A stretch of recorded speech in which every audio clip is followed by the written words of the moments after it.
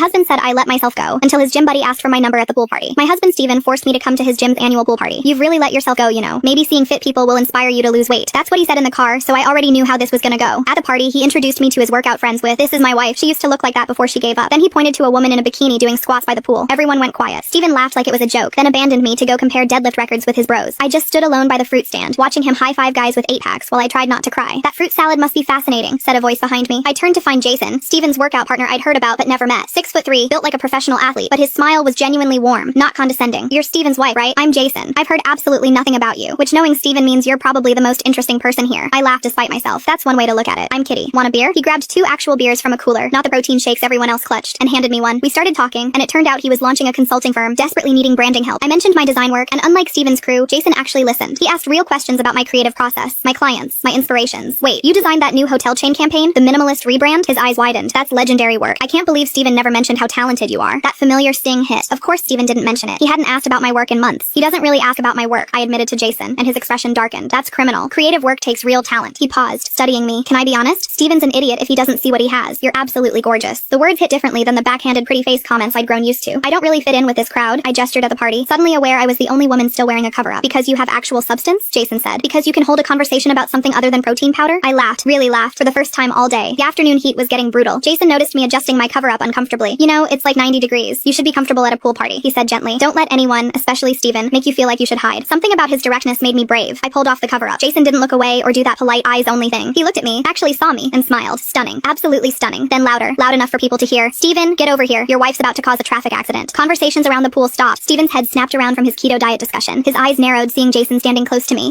in just my swimsuit, both of us laughing. Everyone was watching now as he practically sprinted over. "Babe, there you are. I was just looking for you," he lied, wrapping an arm around my waist like a python. "Really?" I shot back. "Because you've been ignoring me since we got here." His grip tightened. Jason didn't back up an inch. "We were discussing her designing my company's branding. She's brilliant, man. You never told me she designed that Campbell Hotels campaign." Steven's smile turned rigid. "Yeah, she's great." Jason pulled out his phone. "What's your number? I'll text you about setting up a meeting." Steven interjected quickly. "Actually, she's really busy with house stuff." "No," I interrupted, looking him dead in the eye. "I'm not busy at all." I gave Jason my number while Steven's face went red. The entire pool party was watching this unfold. Jason typed it in, sent a text immediately. "Perfect. I'll call Monday." He looked directly at Steven. "You're a lucky man. She's brilliant, beautiful, and she doesn't bore people talking about morning cardio. That's the trifecta." Then he turned to me. "Don't let anyone make you feel less than incredible." The ride home with Steven was basically him trying to do damage control. "You looked really good today. That swimsuit is nice. Did you get your hair done? We should go to the beach tomorrow, just us." I let him ramble until we pulled into our driveway. "Since when do you think I look good?" I asked quietly. "This morning you said I'd let myself go." His mouth opened and closed. "I was trying to motivate you." Funny how Jason motivated me just fine by treating me like a person.